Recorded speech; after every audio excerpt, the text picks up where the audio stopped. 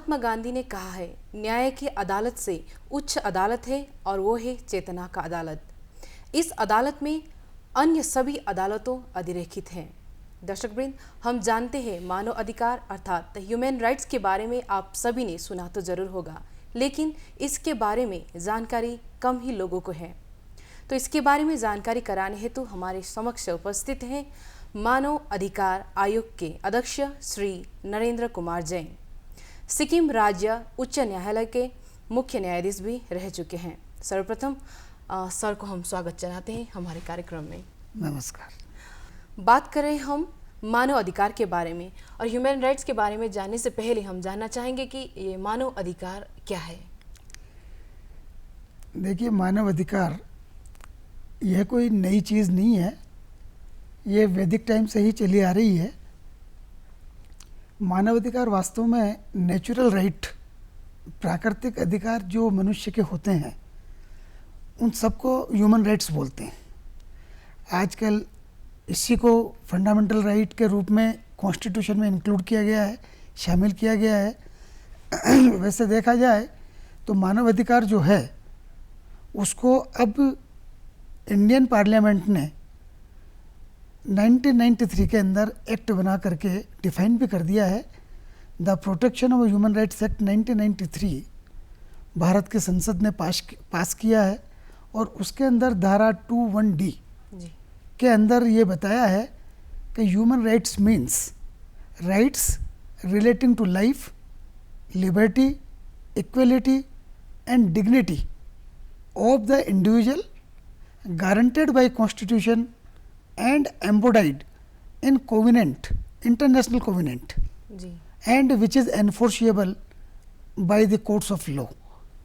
तो इसके अंदर जो right to life, right to liberty, right to dignity and right to equality, इन सबको इसमें शामिल किया गया है। जीवन का अधिकार है, एक जीवन का अधिकार, समानता का अधिकार हुआ, आज़ादी का अधिकार हुआ, बिल्कुल ये सब इस राइट के अंदर आती है। तो जिस प्रकार से राइट टू इक्वलिटी इसमें शामिल किया गया है, right to equality article 14 constitution में भी, कॉन्स्टिट्यूशन ऑफ इंडिया में भी इंक्लूड किया गया है आर्टिकल 14 के तहत।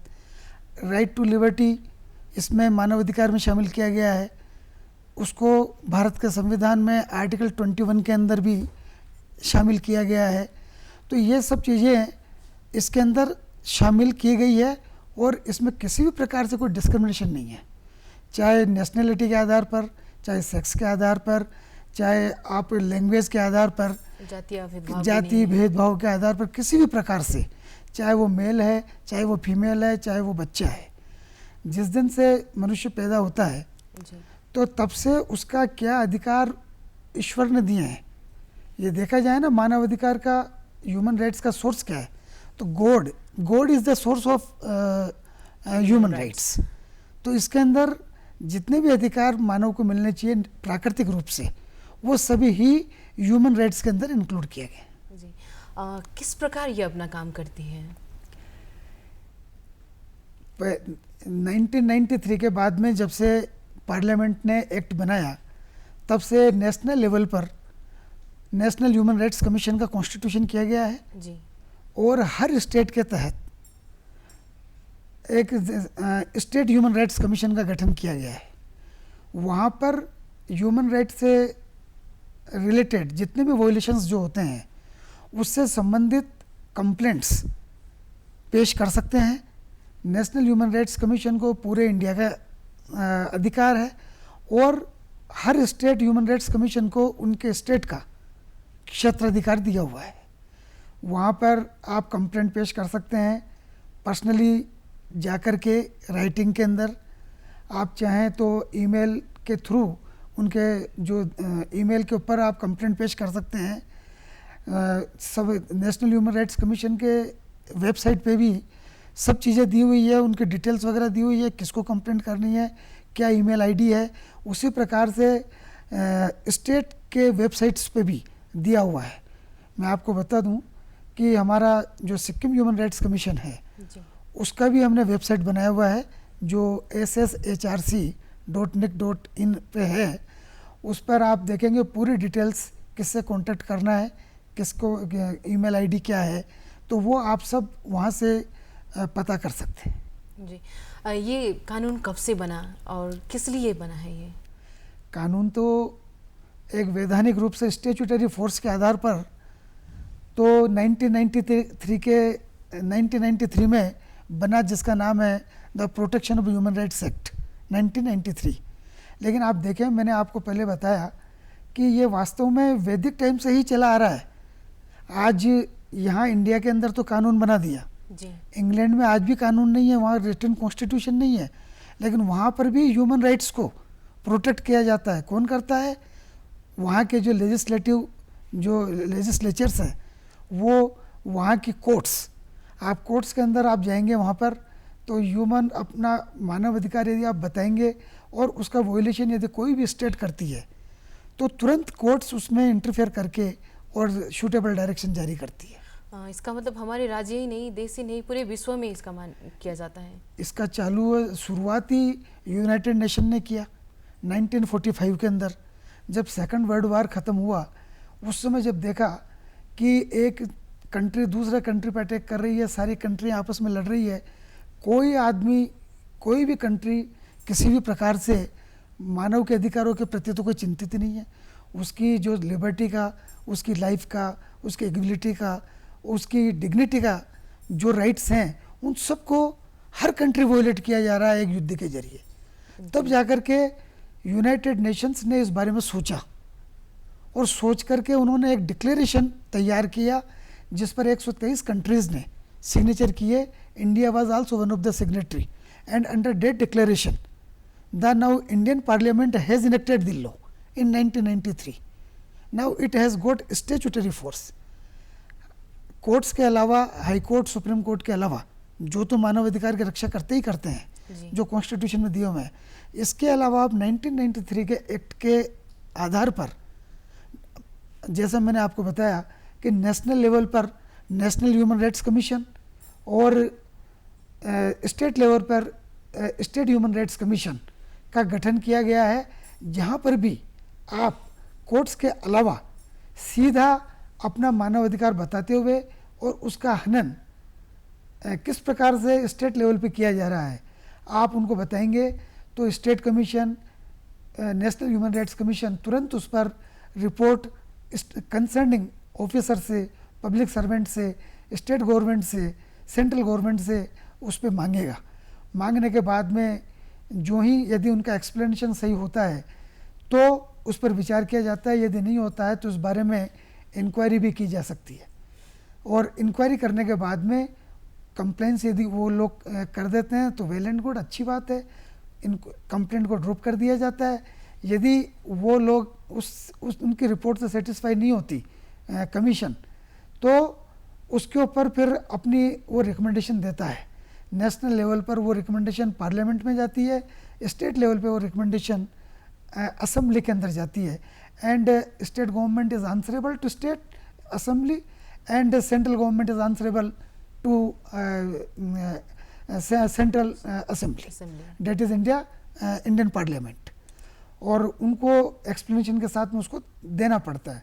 मीनिंग देयर बाई इंडिया, मतलब जो सर्वोच्च लेजिस्लेटिव अधिकार जिसके पास है वो लोग, और जो स्टेट के अंदर जो सबसे ज़्यादा अधिकार जिसके पास है असेंबली, वो लोग देखते हैं कि कौन से मानव का, कौन से ह्यूमन बीइंग का जो अधिकार था जिसको वोलेट किया, किस ऑफिसर ने किया, किस गवर्नमेंट ने किया, क्यों किया, तो वो सारा एक्सप्लेनेशन वो उनको देना पड़ता है। जी, मानव अधिकार के तहत कौन कौन से ऐसे अधिकार आती हैं? जैसे अब एक्ट के अंदर तो जो शामिल किया गया है वो है right to life, right to liberty, right to dignity and right to equality. लेकिन मैं आपको बताऊं कि 2014 में अभी जो सुरेश कौशल वाला केस सुप्रीम कोर्ट ने देखा, उसमें अपने पुराने जो निर्णय जो 1981 का है, उस निर्णय के अनुसार सब चीज़ें, right to nutrition, right to clothes, right to air, सबको उसमें इंक्लूड किया गया है। और जब आदमी को, जैसे पर्टिकुलरली आप सिक्किम का देखें, सिक्किम में एनवायरनमेंट को लेकर के एक्ट में कानून भी बना हुआ है और उसके अलावा सेंट्रल एक्ट में भी आजकल एनवायरनमेंट का कानून बना हुआ है। तो right to fresh air, pollution less air, और यदि मान लो एयर को कोई पोल्यूट करता है तो ये भी इसका मानव अधिकार का वॉल्यूशन माना जाता है। इसके बारे में आप ग्रीन ट्रिब्यूनल में तो जा ही सकते हैं, हाई कोर्ट में तो जा ही सकते हैं, साथ में आप ह्यूमन राइट्स कमीशन के तहत भी आ सकते हैं और अपना वो बताएं कि किस प्रकार से कहाँ पर इसका वॉल्यूशन हो रहा है, तो तुरंत उस बारे में एक्शन लिया जाता है। जी, अगर कोई इसका हनन करता है तो इसका मतलब अगर कंप्लेंट करना चाहे, कंप्लेंट दर्ज करना चाहे तो कैसे दर्ज करें? तो कंप्लेंट ह्यूमन राइट्स कमीशन के अंदर तो कर ही सकता है। जी, अपने आप ईमेल आईडी भेजें, पर्सनली आप है ना लेटर लिख करके आप कंप्लेंट, बहुत सिंपल प्रोसीजर है। एक राइटिंग के अंदर आके आप एक कंप्लेंट आप पेश करें जा कर के ह्यूमन राइट्स कमीशन के ऑफिस में, तो वो उस पर तुरंत कोग्निजेंस लेते हैं, उसको रजिस्टर करते हैं। उस पर कंसर्निंग जो पब्लिक सर्वेंट है, जो कंसर्निंग गवर्नमेंट है, उससे वो तुरंत रिपोर्ट ली जाती है। तो तुरंत रिपोर्ट आने के बाद में यदि वो सेटिस्फैक्ट्री नहीं होती है तो उस बारे में उनको सूटेबल डायरेक्शन दी जाती है, जिसको उनको कंप्लेंस करना पड़ता है। यदि नहीं करना पड़ता है तो उनको एक्चुअल में they are answerable to state assembly और द इंडिया पार्लियामेंट। दर्शक भी जानना चाहते हैं कि वो लेटर लिखते हैं तो किसके हेड में लिखा जाएगा? स्टेट लेवल पे लिखते हैं तो आप चेयरमैन को एड्रेस करें या आप ह्यूमन राइट्स कमीशन को कर दें। जैसे स्टेट का सिक्किम स्टेट का है तो आप chairperson Sikkim human rights commission Gangtok, address दिया हुआ है हमारा वीआईपी कॉलोनी के अंदर, विधायक निवास के ऊपर ऑफिस बनाया हुआ है। वहाँ हमने साइन बोर्ड वगैरह सब लगाए हुए हैं, अप्रोच करने में कोई प्रॉब्लम नहीं है। वहाँ पर दें, प्रेजेंट रूप से हमारे वहाँ पर कोर्ट ऑफिसर बैठते हैं, उनको पेश कर सकते हैं, तो वो अपने आप पुटअप होकर के चेयरपर्सन के पास जाती है और वो उस पर पूरी कार्रवाई होती है। जी, राइट्स की बात करते हुए फंडामेंटल राइट्स और ये ह्यूमन राइट्स में भेदभाव क्या, मतलब अलग अलग क्या है? देखिए, ये मैं आपको बताऊं कि फंडामेंटल राइट्स 1950 से फोर्स में आए 26 जनवरी से, जब हमारा कॉन्स्टिट्यूशन को अडोप्ट किया गया 26 नवंबर 1949 को। जी, 1947 जब इंडिया आज़ाद हुआ, उसके बाद में कॉन्स्टिट्यूशन मेकर्स कमेटी ने उसको बनाया। उससे पहले मैंने जैसा आपको बताया कि सेकंड वर्ल्ड वार के बाद में 1945 में जो यूनाइटेड नेशंस ने जो डिक्लेरेशन दिया, उसके तहत ये right to life, right to liberty, right to equality, ये सब उसके अंदर शामिल किया गया था। तो उस समय भी ह्यूमन राइट्स थे और उन्हीं ह्यूमन राइट्स को आप देखेंगे मेनली कॉन्स्टिट्यूशन ऑफ इंडिया के पार्ट 3 के अंदर, तो ये आर्टिकल 14 से लेकर के 21 तक ये सब right, article 14 right to equality है, आर्टिकल 21 राइट टू लिबर्टी है, वो उसमें भी शामिल है, वो उसमें भी शामिल है। तो वास्तव में देखा जाए तो हर फंडामेंटल राइट तो ह्यूमन राइट है ही है जी। तो उसमें तो कोई फ़र्क है ही नहीं जी। बल्कि अब इंटरप्रिटेशन के आधार पर जितने ह्यूमन राइट्स को सुप्रीम कोर्ट ने, नेशनल कमीशन ने जो शामिल किया गया है इंटरप्रिटेशन के आधार पर, वो सब इसके अंदर और शामिल कर लिया गया है। अब ये तो चूंकि पर्टिकुलरली ह्यूमन राइट्स से रिलेटेड ही संस्था है जी, तो इसके बारे में ये ज़्यादा एक्टिव है। आप हाई कोर्ट में, सुप्रीम कोर्ट में तो जा ही सकते हैं जी। हमारे कॉन्स्टिट्यूशन के अंदर राइट के साथ साथ उसकी रेमेडी भी दी हुई है जी। यदि स्टेट लेवल पर यदि कोई ह्यूमन फंडामेंटल राइट का वोल्यूशन होता है तो आप हाई कोर्ट में जा सकते हैं आर्टिकल 226 के तहत रिट पिटीशन में। इसी प्रकार से यदि नेशनल लेवल पे आप यदि जाना चाहें तो सुप्रीम कोर्ट में भी आप सीधा जा सकते हैं। लेकिन ह्यूमन राइट्स का पर्टिकुलर वोल्यूशन है तो आप नेशनल कमीशन में, स्टेट कमीशन में जाएं, जी। वो तुरंत एक्शन लेगी, उनका काम ही यही है और लेती भी है इस बारे में। जी, हम मानव अधिकार के बारे में बात कर रहे हैं, तो इसका हनन करने से अगर कोई इसका हनन करता है तो दंड संहिता के आधार पर कैसे कैसे दंड का प्रावधान